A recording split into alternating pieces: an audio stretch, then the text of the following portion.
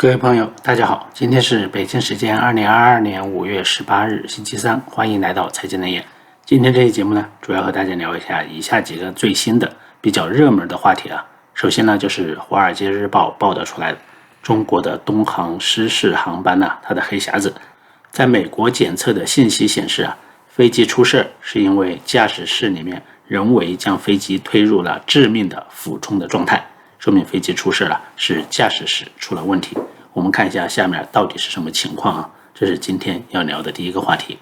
第二个话题呢，就是有官媒宣布上海解封了，但是现实的情况却是上海还在封锁。那么两个地方就对不上，这反映了什么问题呢？这是今天聊的第二个话题。第三个话题呢，就是中办发文禁止离退休的干部妄议中央。那么这个背后又释放了什么信号呢？是不是说明高层的权力斗争已经白热化了呢？那么这是要聊的第三个话题。第四个话题呢，还是关于李克强的最近李克强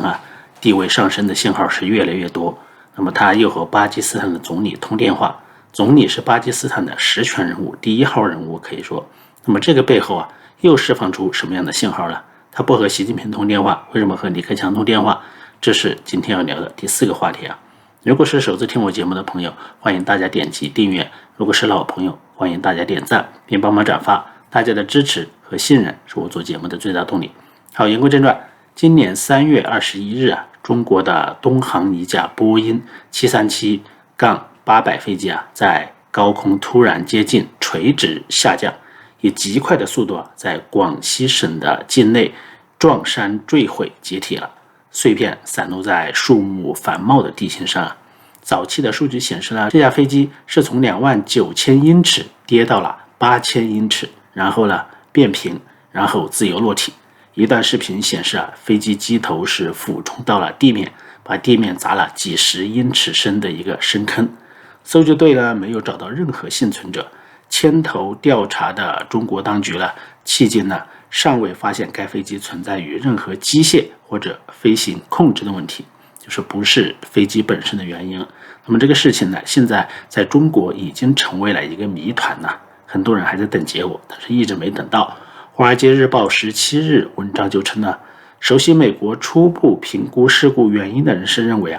黑匣子的数据表明控制系统的输入将飞机推入了致命的俯冲状态。意思很明显这说的就是驾驶室里面有人，他操作导致飞机坠毁的，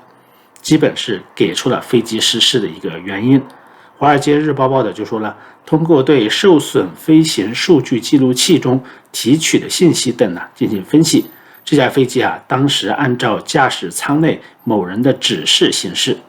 也就是说驾驶舱内可能有人故意撞毁了这架飞机。当被问及可能的驾驶舱入侵的时候东航表示这种情况并不可信，就是说不可能有东西入侵这个驾驶舱。东航引用了3月25日新闻发布会上的信息，在该新闻发布会上中国当局表示在飞机坠毁之前没有从飞机上发送紧急代码，所以排除了入侵驾驶舱的一个可能性。那么中国民航总局他已经表示说将及时将调查的任何重大进展公之于众，而事故调查机构可能需要大约1年或者更长的时间才能发布有关事故原因和促成因素的最终结论。但是华尔街日报表示中国政府没有向美国同行表明他们何时可能会公布传达对调查的官方决定，所以指望中国政府公布实际情况的可能性现在是越来越低了。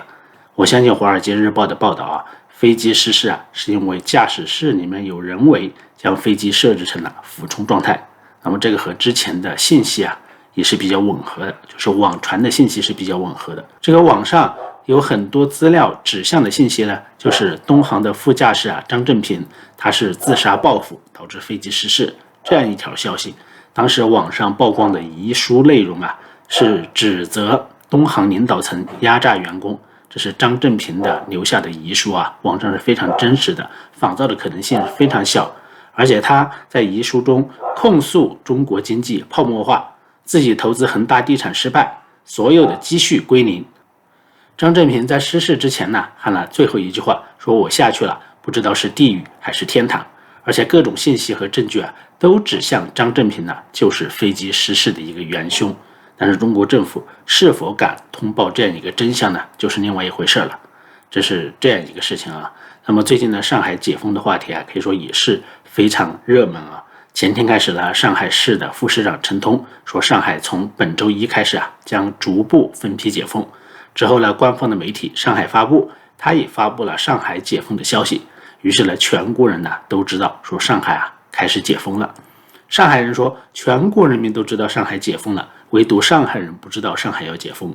所以就像前几年记者采访脱贫户，脱贫户就说了，电视里说我们都成功脱贫了，我们也是看到电视才知道的，我们自己脱贫了。这显然就是一个段子也是非常可笑来讽刺上海解封的现实。那么现在上海严格的封锁还是没有取消，只能说个别地区出现了一些松动。我看很多上海的年轻人现在都是骑着自行车成群结队的离开上海，往上海的虹桥车站赶了。刚刚过去的5月16日上海虹桥火车站可以说是人山人海当日离开上海的旅客总数超过了6000人。自开票列车从特殊日期单日最少是4趟，一下子增到了12趟。离沪潮，也就是离开上海的高潮正迎来一个高峰。而现在不是所有人你想离开上海就能离开上海的，还有很多程序的。进入虹桥车站有几个严格的前提首先是健康码，你要是绿码，还有48小时内你的核酸是阴性的，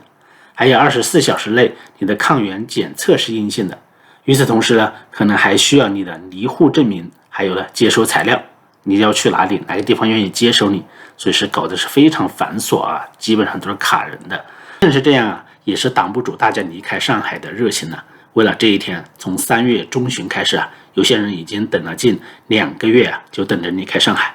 这2天离沪潮的相关新闻很多能站在虹桥火车站的门口排队的人可以说都是很幸运的，哪怕加价500块钱才抢到票，哪怕进站都要等2个小时。手里有票的人心里多少还是有些指望的好不容易抢到了火车票，怎么去车站其实又成了一个很大的难题。所有网约车全部都停了，闲鱼包车张口要价都是多少了？送你到车站要500到1000，没有私家车相送的情况下，很多人是选择头部或者是几十公里全程的小蓝车，就是骑自行车。所有不惜这些成本最终的目的都是为了逃离上海很多人看到了疑似国务院的文件，就说5月18日解封，就欣喜若狂，觉得上海5月18日真的要解封了，实际上是没有的。那么如果上海马上解封了，其实就可以说明就是共存派的一个胜利是清零派的一个失败，也是习近平的失败，因为习近平主张清零嘛，而李克强这一派可以说就是主张共存的。事实证明5月18日上海还是没有解封，6月1日也最多是做些小的调整，避免大面积的饿死人。所以目前来看两派政治势力的斗争可以说还是比较焦灼的。作为中国政坛2把手的国务院总理李克强一直是被习近平边缘化，但是现在李克强可以说正凭借着自身的影响力重新活跃了起来成为中国政府高层近10年来没有见过的一股潜在的制衡力量。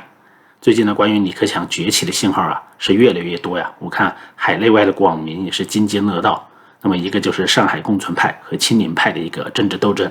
还有之前人民日报整版报道的李克强的讲话，还有李克强的有些语录也上墙了，可以说这都是非常明显的一些信号，至少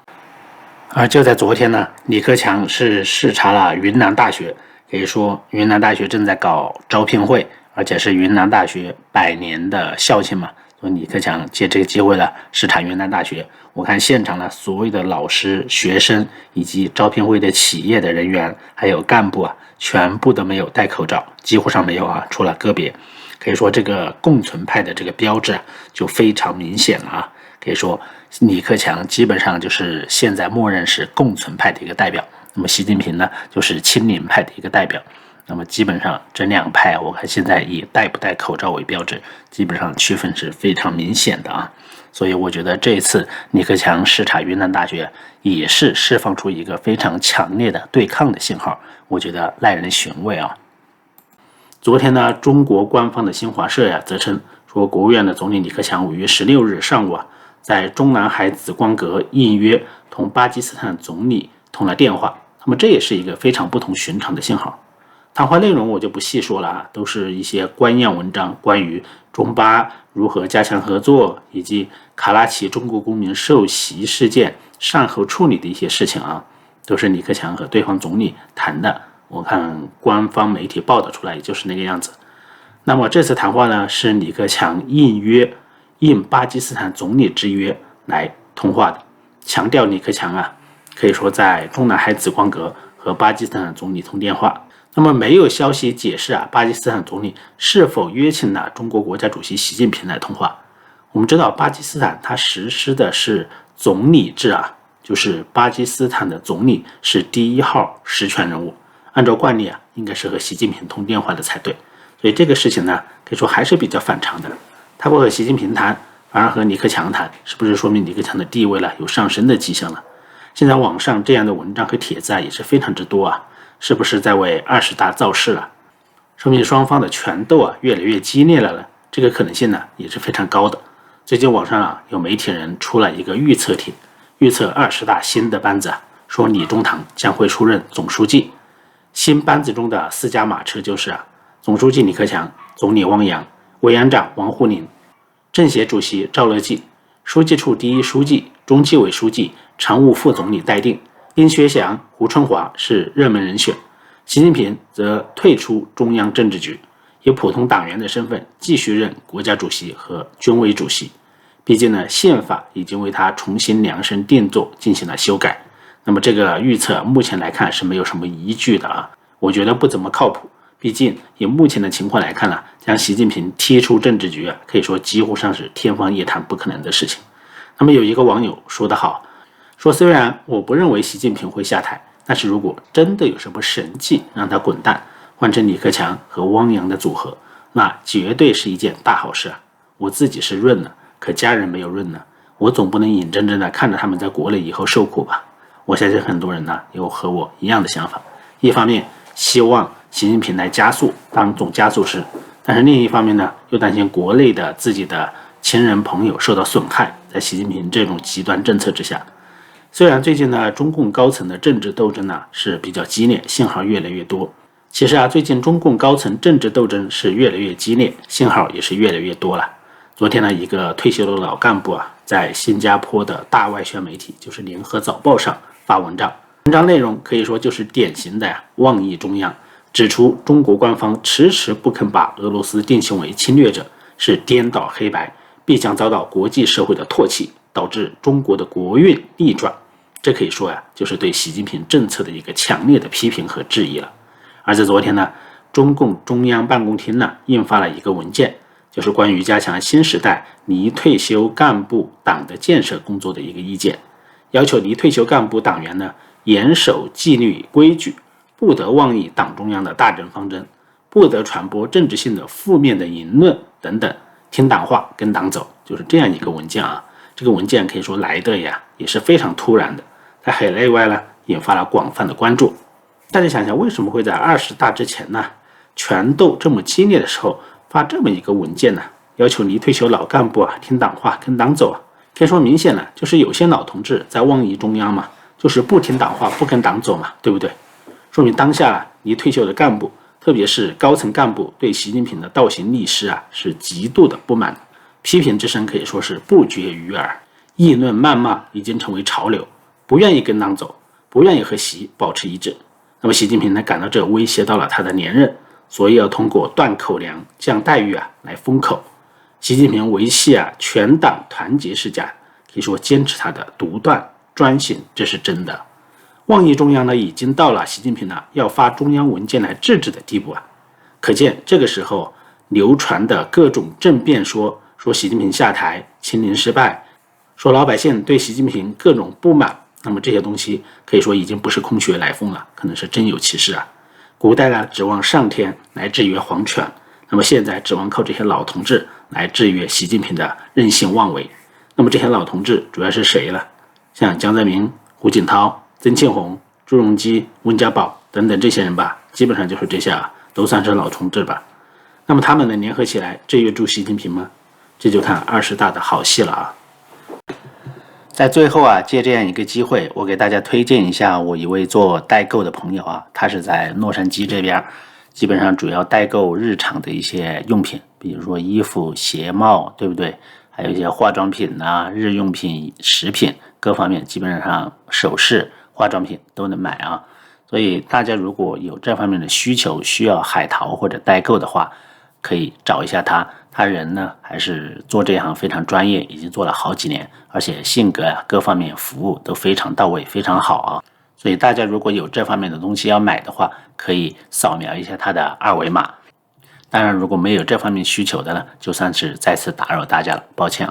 好，谢谢大家关注，再见。好，今天的节目就到这里，请大家随手关注我频道、转发、点赞，谢谢大家收听，再见。